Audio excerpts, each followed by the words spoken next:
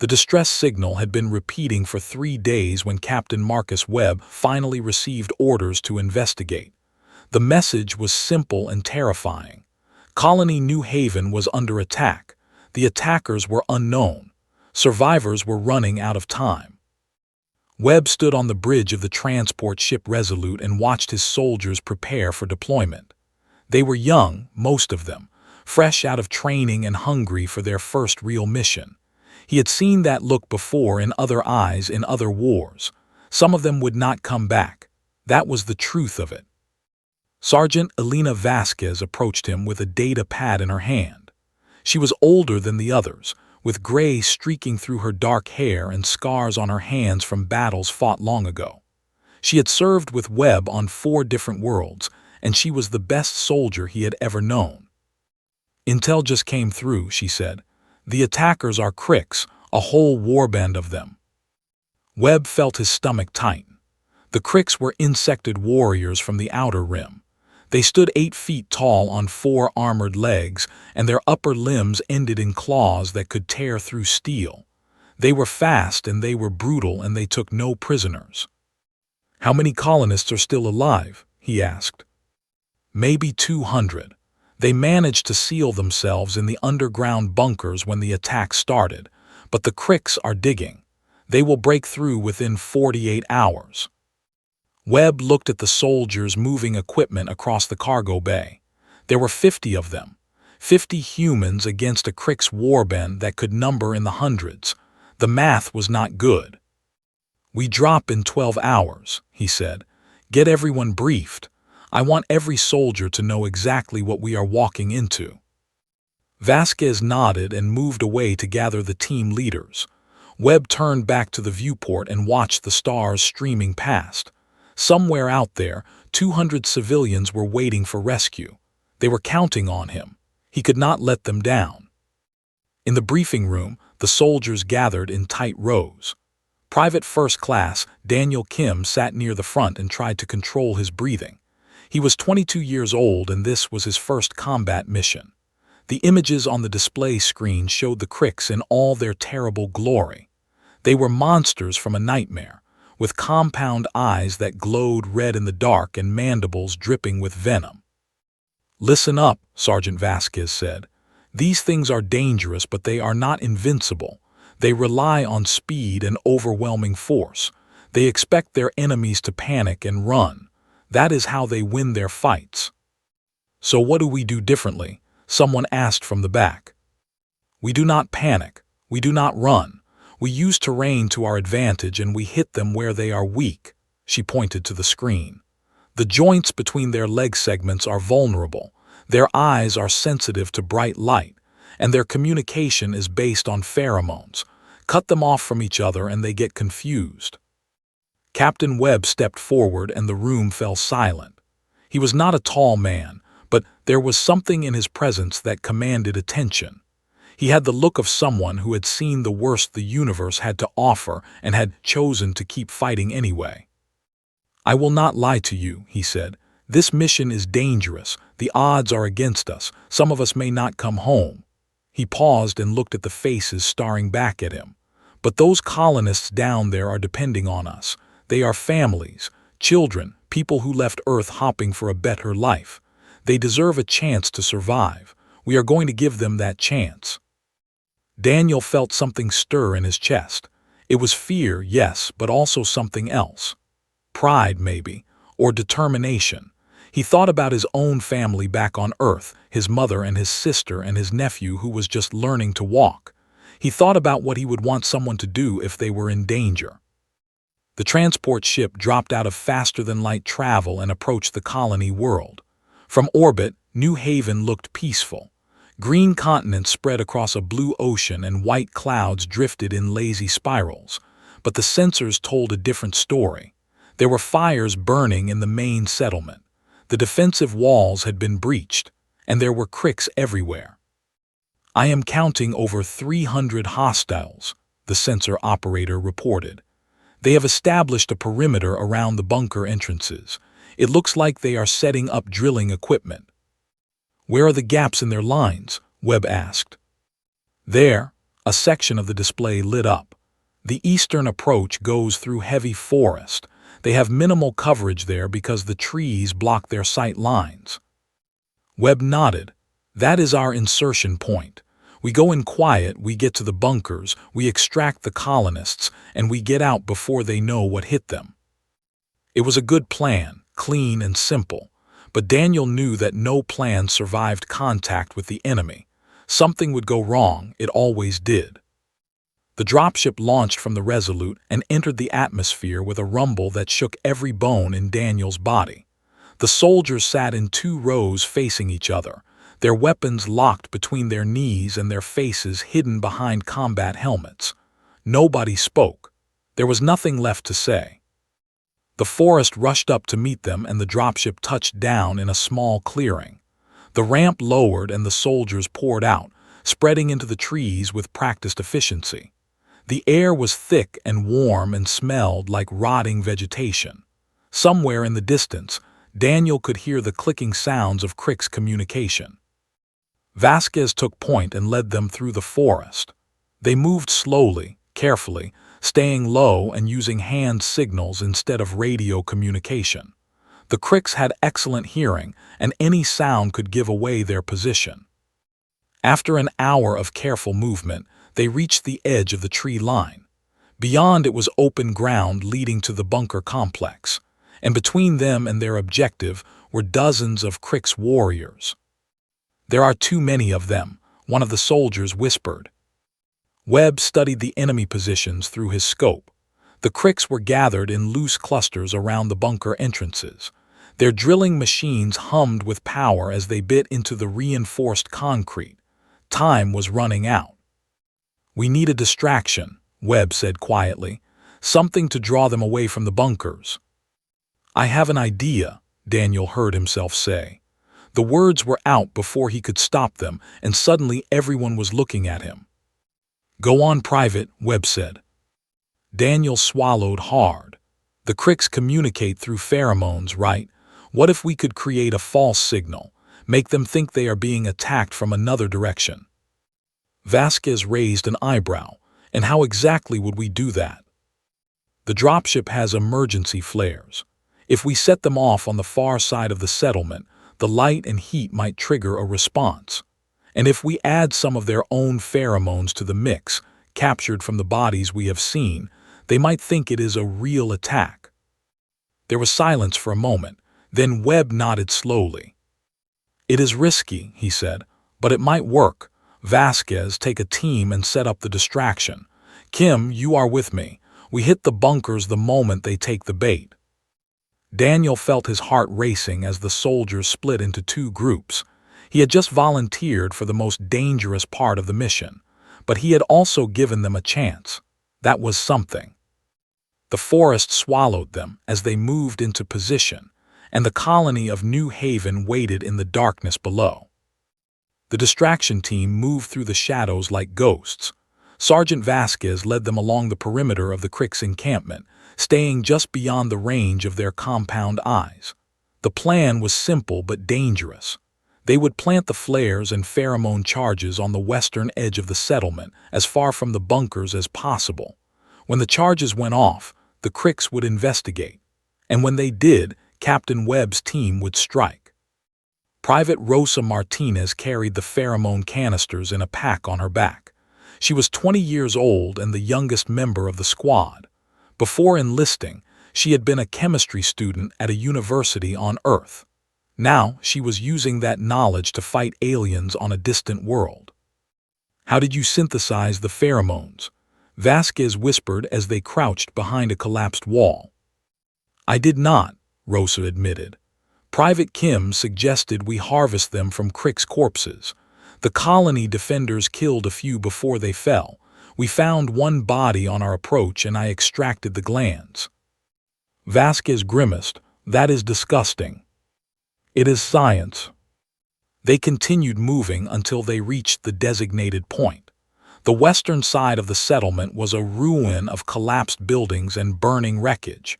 The Cricks had been thorough in their destruction. Nothing had been spared. Rosa set up the charges while the others kept watch. The flares were modified to burn hotter and longer than standard issue. The pheromone canisters would release their contents when heated, creating a cloud that would drift toward the Crick's positions. "Done," Rosa whispered.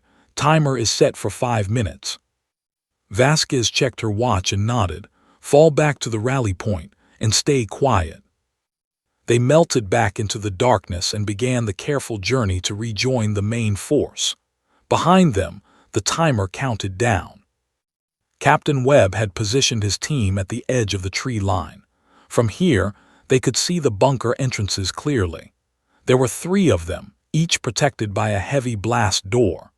The Crick's drilling machines were working on the largest door, their metal teeth grinding through the concrete with terrible patience. Daniel crouched next to the captain and watched the enemy. Up close, the Cricks were even more terrifying than he had imagined. They moved with an unnatural grace, their 4 legs carrying them across the broken ground with silent efficiency. Their claws opened and closed in constant motion, as if hungry for flesh. "Steady," Webb murmured. "Wait for the signal." The minutes stretched like hours. Daniel could feel sweat running down his back despite the cool evening air. His hands gripped his rifle so tightly that his knuckles ached. He tried to remember his training, the breathing exercises that were supposed to calm him down. They did not help. Then the western sky lit up with orange fire. The flares erupted in a cascade of light and heat, turning the night into day. The pheromone cloud billowed outward, invisible but potent, and the Cricks reacted exactly as Daniel had hoped. Every warrior in the encampment turned toward the light. Their mandibles clicked in rapid patterns as they communicated through chemicals and sound. For a moment, they stood frozen, processing this unexpected threat. Then they moved. 3/4 of the Crick's force surged toward the western side of the settlement. They ran on all 4 legs, their armored bodies crashing through rubble and debris. Within seconds, the bunker entrances were almost undefended. "Now," Webb ordered, "move." The soldiers burst from the tree line and sprinted across the open ground. Daniel ran harder than he had ever run in his life.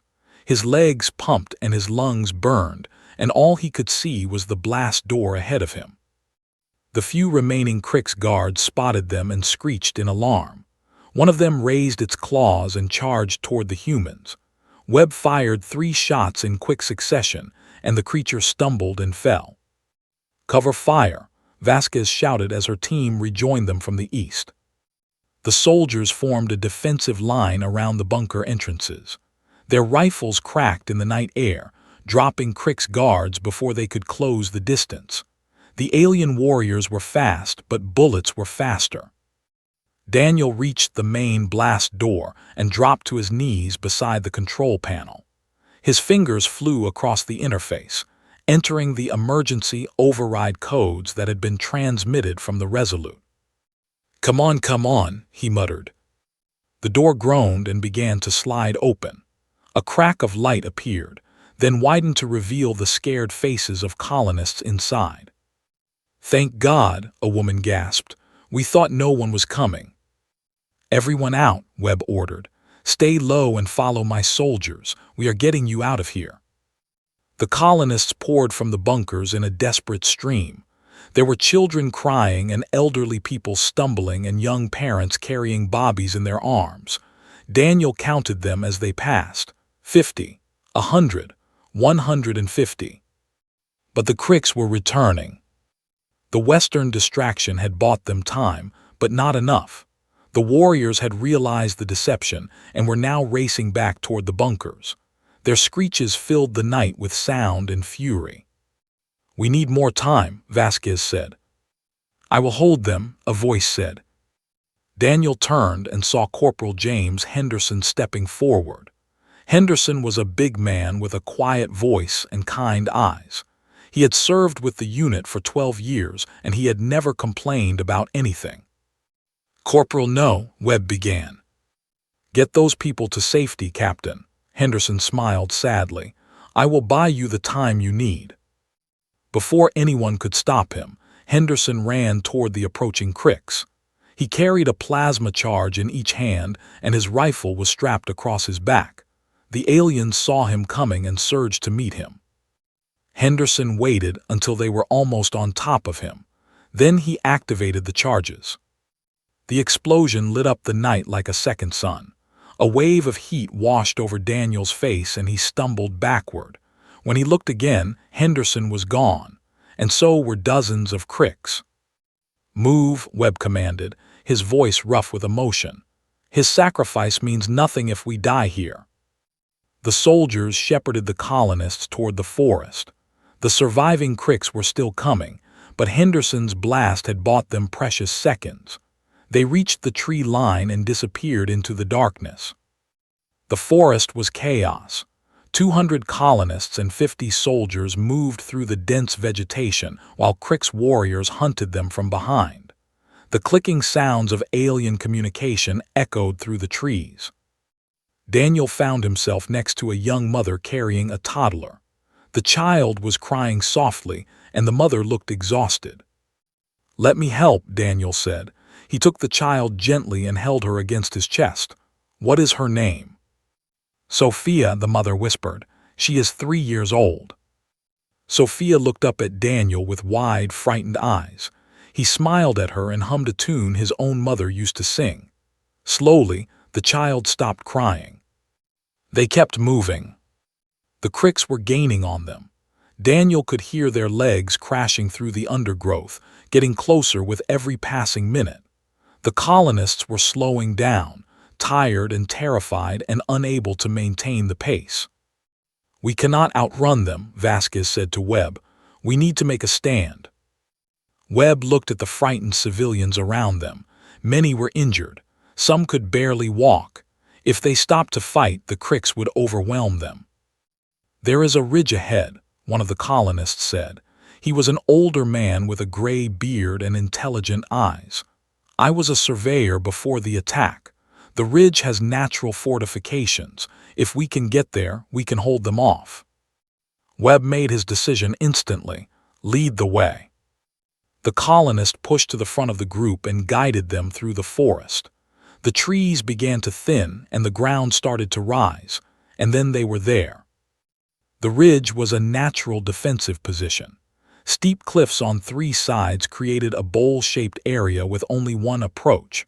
Rock formations provided cover for defenders, and the high ground gave them clear sight lines. "Everyone inside," Webb ordered. "Soldiers to the perimeter, colonists to the center." Daniel handed Sophia back to her mother and took up a position behind a rocky outcrop. He checked his rifle and counted his remaining ammunition. 36 rounds. Not enough. The first Crix appeared at the base of the ridge. Then more, and more. Within minutes, an army of alien warriors had gathered below them. They clicked and screeched, their compound eyes glowing red in the darkness.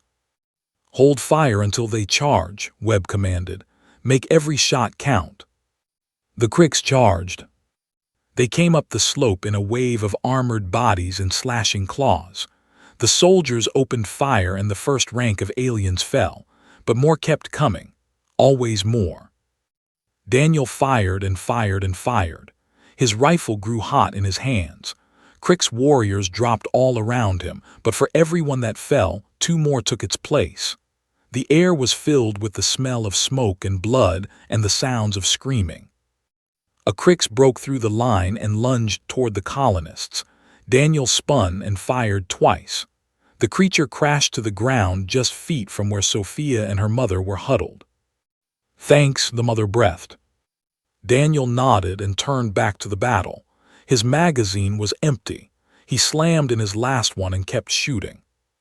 The tide was turning against them. The soldiers were running low on ammunition and the Crix just kept coming. Webb fought at the center of the line, his rifle blazing, but even he was being pushed back. Then Daniel heard a sound that made his heart leap. Engines, dropship engines. He looked up and saw 3 transports descending from the sky. Their running lights blazed in the darkness, and their weapons pods were already firing. Plasma bolts rained down on the Crix, vaporizing them by the dozen. The cavalry had arrived. The dropships landed behind the ridge and disgorged fresh soldiers. Reinforcements from the Resolute called in when Webb had activated his emergency beacon. They poured onto the battlefield with full ammunition and rested bodies. The Kricks, caught between two forces, began to fall back. Their screeches changed from aggression to confusion and then to retreat.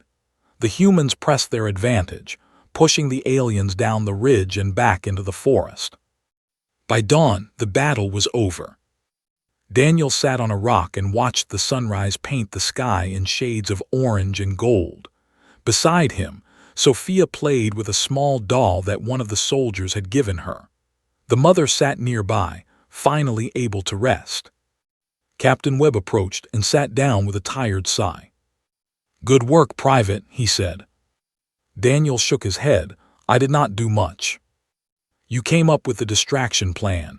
You got the bunker door open. You protected civilians under fire." Webb smiled slightly.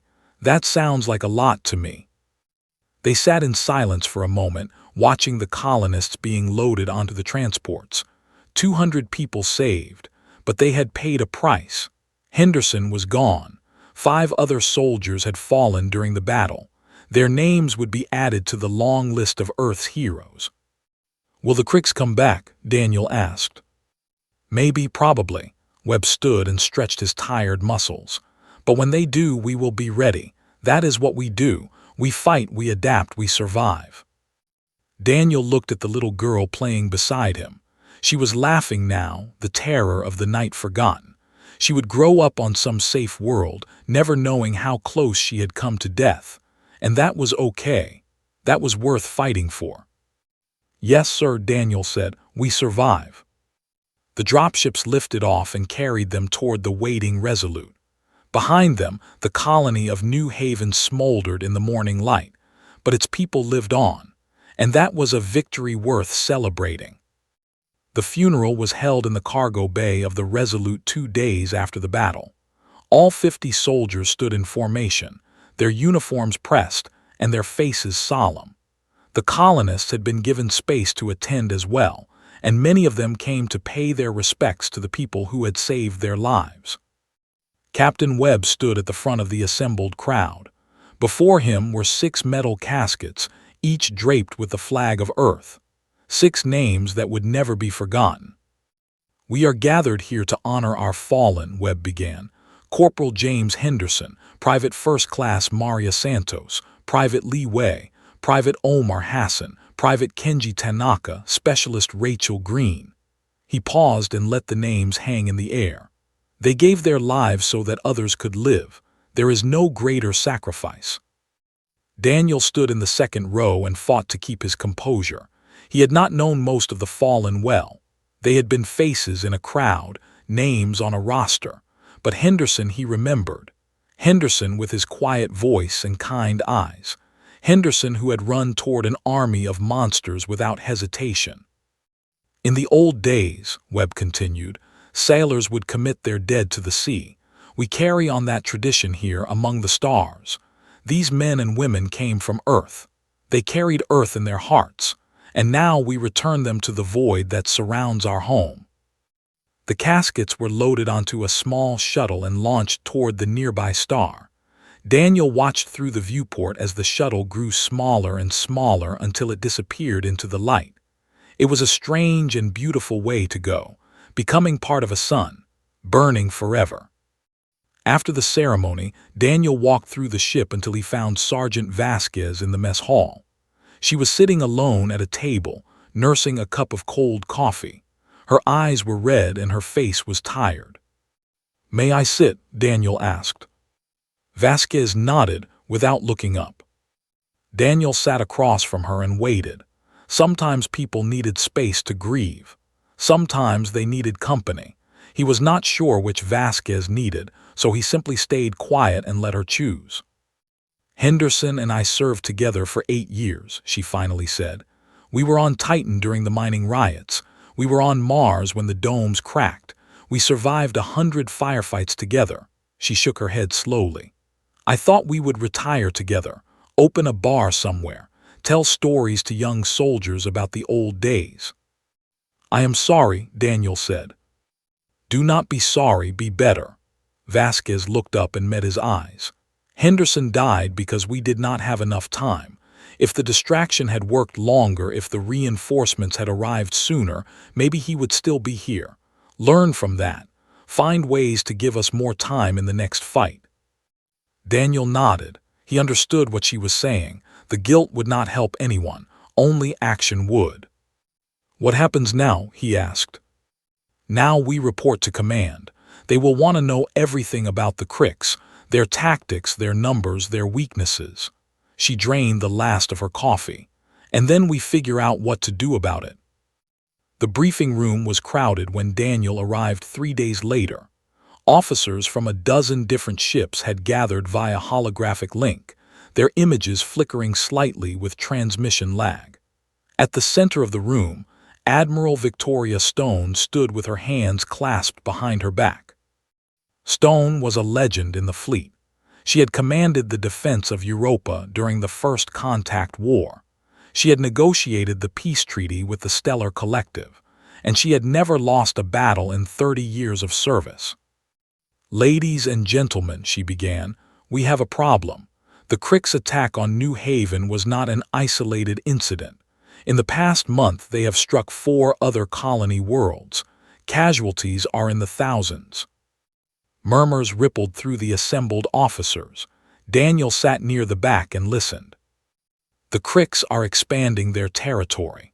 They are moving toward our border settlements with clear intent to claim them. If we do not respond, we will lose every colony in the Outer Rim within a year." Captain Webb stood and spoke. "Admiral, with respect, the Cricks are formidable opponents. A single warband nearly overwhelmed my entire company on New Haven. If they are fielding multiple warbands across multiple systems, we do not have the forces to match them." "I am aware of the challenge, Captain." Stone's eyes were hard but not unkind. "That is why I am proposing a different approach. We cannot win a war of attrition against the Cricks, but we might be able to win a war of strategy." She activated the holographic display and a star map appeared. Red dots marked the Cricks' attacks. Blue dots marked human settlements. "The Cricks are aggressive but not stupid. They target isolated colonies because they present easy victories, but look here." She pointed to a cluster of blue dots near the center of the map. "The Korvax system, 5 colonies, heavily defended with a major fleet presence. The Cricks have not touched it." "Because they know they would lose," someone said. "Exactly. The Cricks respect strength.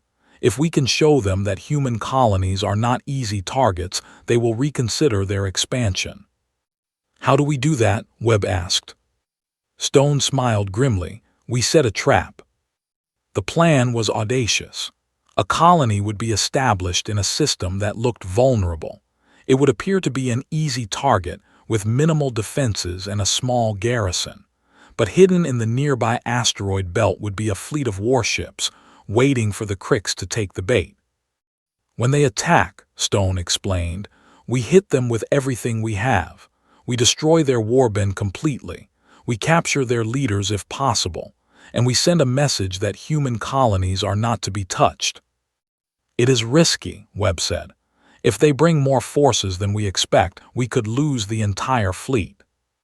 "War is always risky, Captain, but doing nothing is riskier still." Stone looked around the room. "I need volunteers, people who are willing to be part of the bait. It will not be safe, but it will be necessary." Daniel felt his hand go up before he could stop it. He was not sure why. Maybe it was Henderson's sacrifice still burning in his mind. Maybe it was Vasquez's words about being better. Or maybe he simply wanted to make a difference. Whatever the reason, he found himself standing among a group of volunteers after the briefing ended. Webb was there, and Vasquez and Rosa Martinez and a dozen others from their unit. They had been through hell together on New Haven. Apparently, they were willing to go through it again. "You know this could get us all killed," Vasquez said. "I know," Daniel replied. Good, just wanted to make sure you understood. They spent the next 6 weeks preparing. The trap would be set in a system called Epsilon Tau. It had one habitable world, which they named New Hope. The colony would consist of a few hundred military personnel and a small civilian population made up of volunteers who understood the risks. Daniel helped build the defenses. They were designed to look weak from orbit, but actually contained hidden bunkers and concealed weapon emplacements. Every building had reinforced walls. Every street had firing positions. The colonists were trained in evacuation procedures and given access to an underground shelter that could withstand anything short of a nuclear blast. When the construction was complete, Daniel stood on the main plaza and looked at what they had built. It did not look like much, a collection of prefab buildings surrounded by basic walls, but beneath the surface, it was a fortress. "You ready for this?" Rosa asked, walking up beside him. "No," Daniel admitted, "but I do not think anyone is ever ready. You just do it anyway." Rosa nodded. "My grandmother used to say something similar.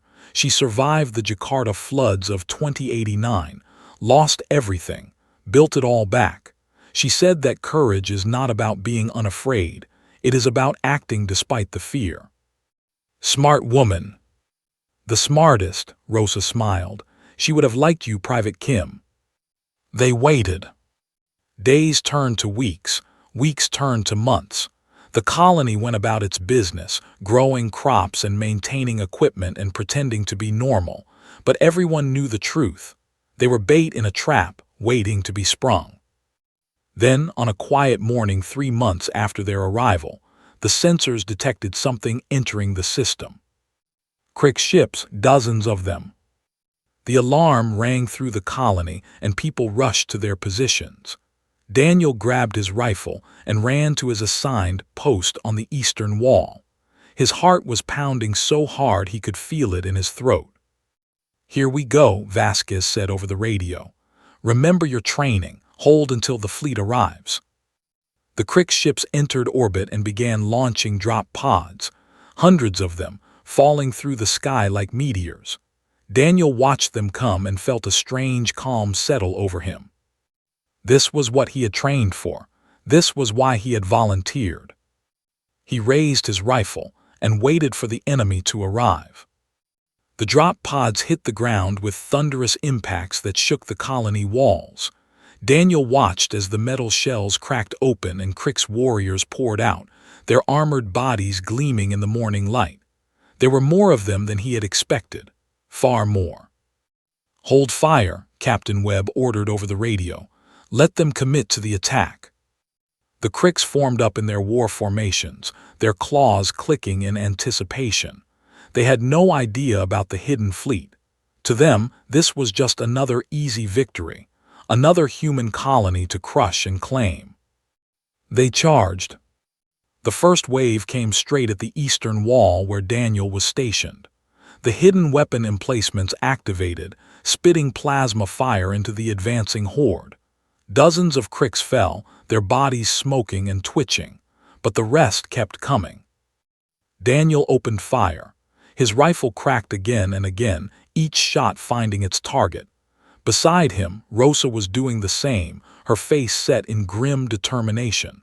The soldiers held the line, pouring fire into the alien advance. But the Cricks reached the walls anyway. Their claws tore into the reinforced metal, trying to rip through to the defenders on the other side. Daniel could hear them screeching, could smell their alien musk through the gaps in the barrier. "Grenades!" Vasquez shouted. A dozen explosives sailed over the wall and detonated among the packed Cricks. The blast wave knocked Daniel off his feet and sent chunks of alien armor flying through the air. When he got back up, the wall was still standing. Barely. "They are flanking us," someone reported, "coming around the south side." "Redirect Team 3, Webb responded. "Hold them at the plaza." The battle became a blur of gunfire and screaming and chaos. Daniel moved from position to position, filling gaps in the line wherever they appeared. He lost count of how many Cricks he killed. His rifle grew so hot it burned his hands through his gloves. The colonists did their part too. From the underground shelters, civilian volunteers emerged with supplies and ammunition, running through the streets under fire to keep the soldiers equipped. Several of them fell to Crick's attacks. They died bravely. After 2 hours of fighting, the colony was still holding, but they were losing ground. The Cricks had breached the western wall and were pushing toward the center. The defenders were being compressed into a smaller and smaller space. "Where is that fleet?" Rosa gasped, slamming a fresh magazine into her rifle.